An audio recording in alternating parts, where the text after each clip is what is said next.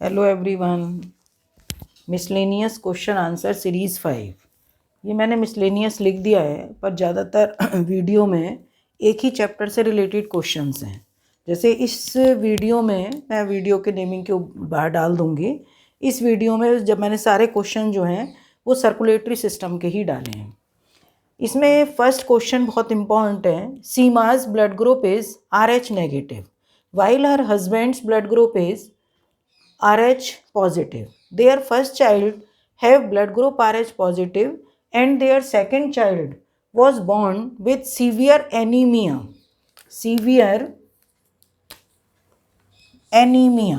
and jaundice. What would be the reason and how this situation could be avoided? ठीक है, अब इसमें देखो, इस पे शॉर्ट नोट RH एंटीजन या RH फैक्टर पर शॉर्ट नोट लिखने के लिए भी आ जाता है और इस तरीके से क्वेश्चन भी आ जाता है। 2 मार्क क्वेश्चन है ये। इसमें मतलब ये RH फैक्टर जो होता है, RH फैक्टर इस या RH एंटीजन, RH फैक्टर या RH एंटीजन इसको डिस्कवर किया था, discover by Karl Landsteiner and Wiener. RH positive dominant character है, RH नेगेटिव रिसेसिव करेक्टर है। ये RH जो फैक्टर है, यूरोपियन मंकी था, रिहिसस मंकी,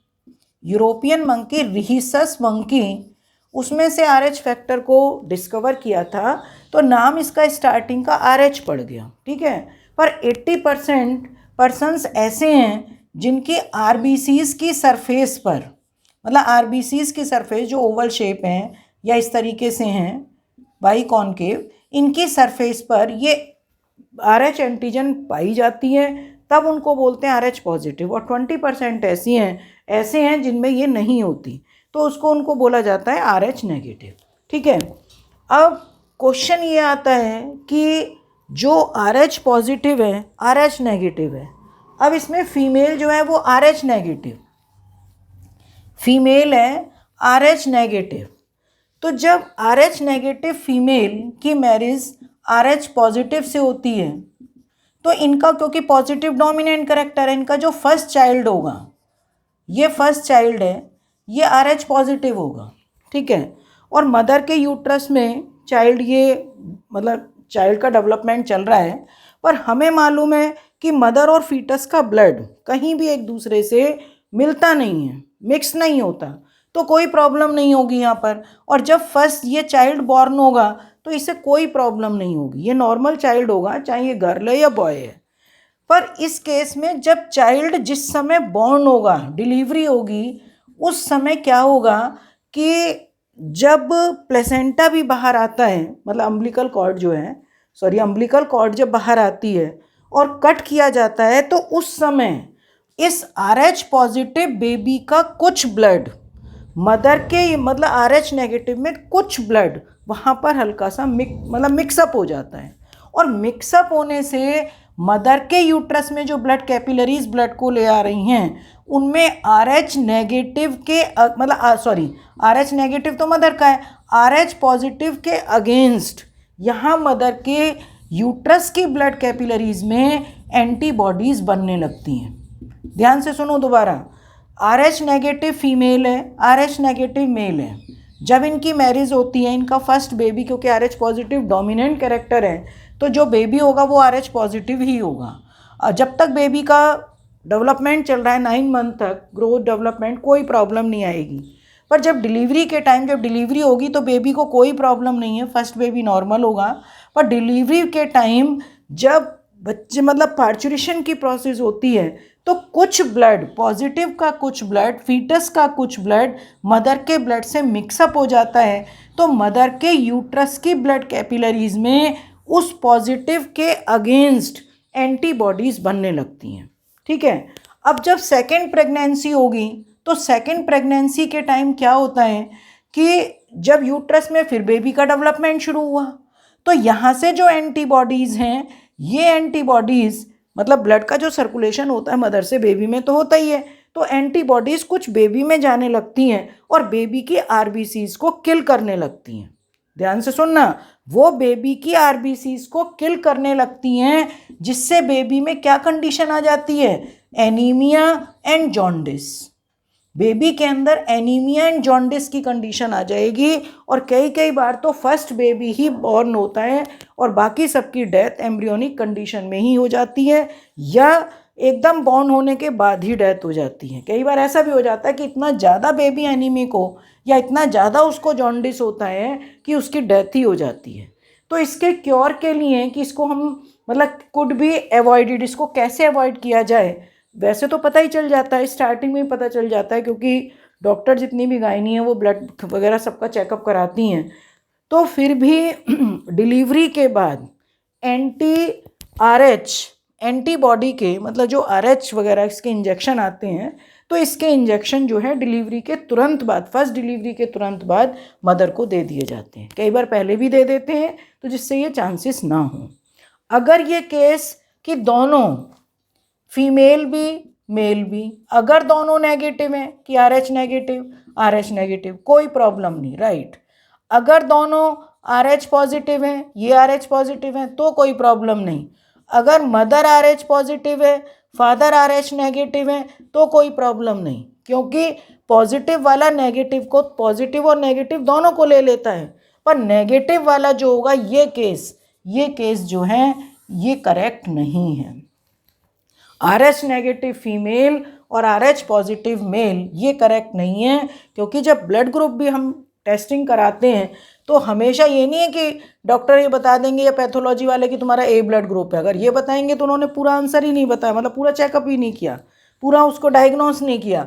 तो ये बताया जाता है A पॉजिटिव है, A नेगेटिव है, B पॉजिटिव है, B नेगेटिव है, AB पॉजिटिव है या AB नेगेटिव है, O पॉजिटिव है या O नेगेटिव है, ये बताया जाता है। ठीक है, तो पॉजिटिव वाला तो पॉजिटिव और नेगेटिव दोनों को ले लेता है, पर नेगेटिव वाला हमेशा नेगेटिव को ही लेगा, पॉजिटिव को नहीं लेगा। तो वही केस क्या है, RH negative and RH positive का। ठीक है, तो फर्स्ट क्वेश्चन का आंसर थोड़ा ये बड़ा हो गया है, इस पर शॉर्ट नोट भी आ जाता है। एक क्वेश्चन दे रखा है, पहले देखो नीचे के थोड़े छोटे क्वेश्चन है वो कर लो। Name the fluid component of the blood. Blood का जब कंपोजिशन तुम पढ़ते हो तो ब्लड की कंपोजिशन में क्या क्या होता है भाई, ब्लड की कंपोजिशन में 55 से 60% प्लाज्मा और 40 से 45% फॉर्म्ड एलिमेंट्स।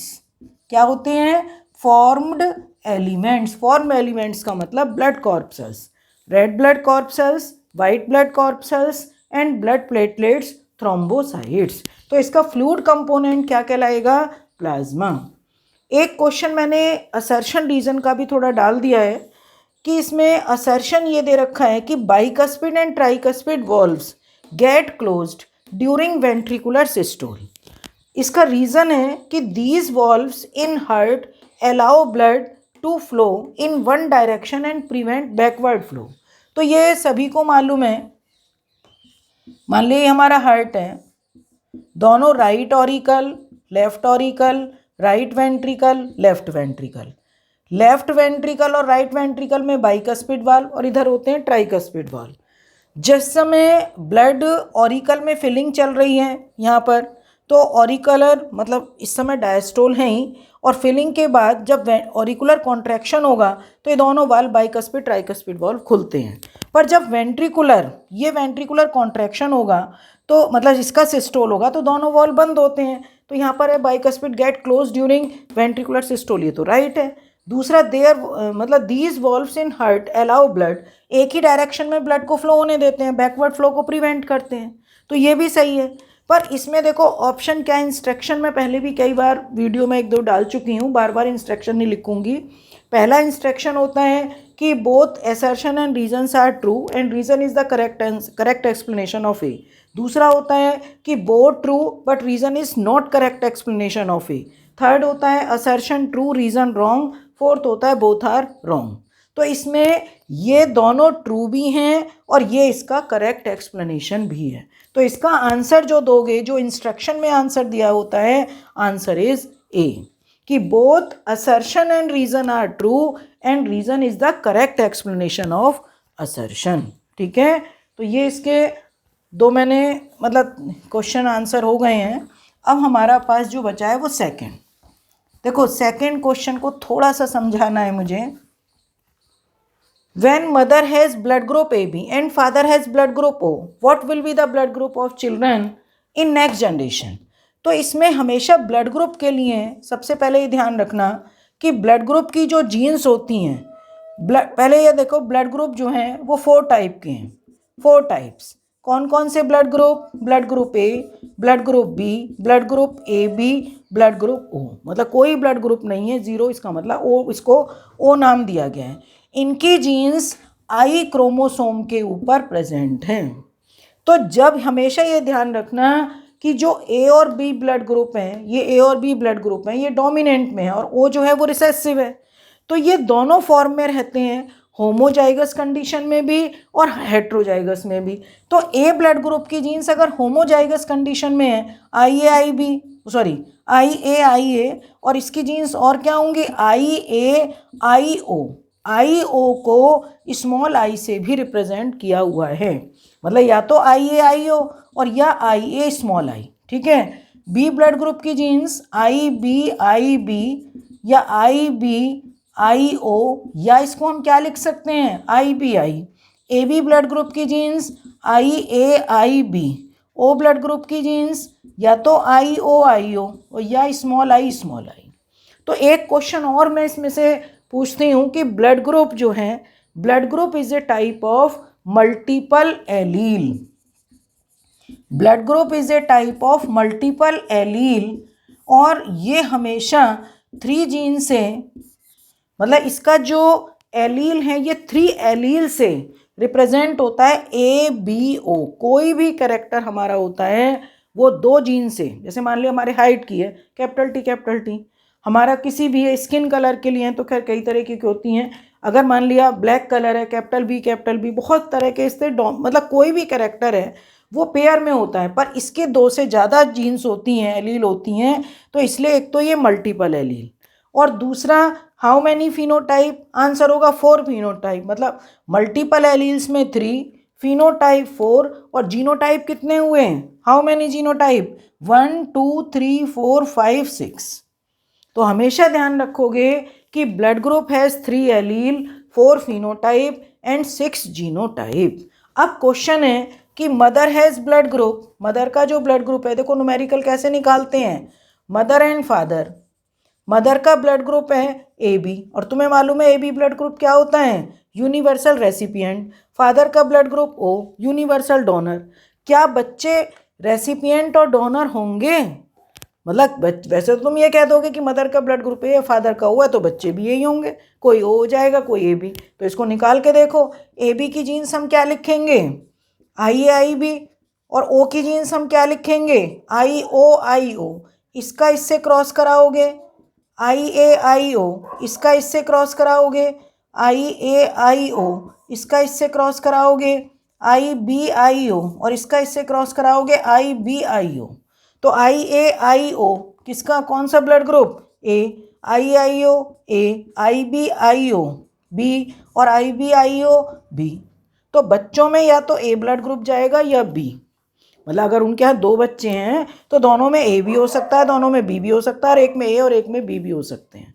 जितने भी बच्चे हो मतलब ए और बी जाएगा, कभी भी ए बी और ओ नहीं जाएगा। अगर उनके बच्चों में किसी में ओ ब्लड ग्रुप होगा तो इसका मतलब है कि वो उनका बच्चा नहीं होगा। बिल्कुल ये ध्यान रखना, क्योंकि ब्लड ग्रुप का कभी भी अगर मदर यूनिवर्सल रेसिपिएंट है और फादर अगर यूनिवर्सल डोनर हैं तो बच्चों में ए बी और ओ ब्लड ग्रुप कभी नहीं आएंगे, या तो ए आएगा और या बी आएगा। ठीक है। बाकी इसमें इस चैप्टर को करने के लिए इसकी वीडियो, ब्लड ग्रुप की कंपोजिशन, आरबीसीज का पूरा, डब्ल्यूबीसीज का, हार्ट की वर्किंग, हार्ट का structure, ECG, blood group disease, ये सारा मैंने डाला हुआ है। केवल ये जो 2 क्वेश्चन थे ब्लड ग्रुप के, और ब्लड आरएच एंटीजन का, एक ब्लड क्लॉटिंग का है, वो भी मैं डालूंगी अभी। तो ये चीज़ नहीं डाली हुई थी, ये मैंने इसको क्वेश्चन दे दिया। ठीक है बेटा, ओके, थैंक यू।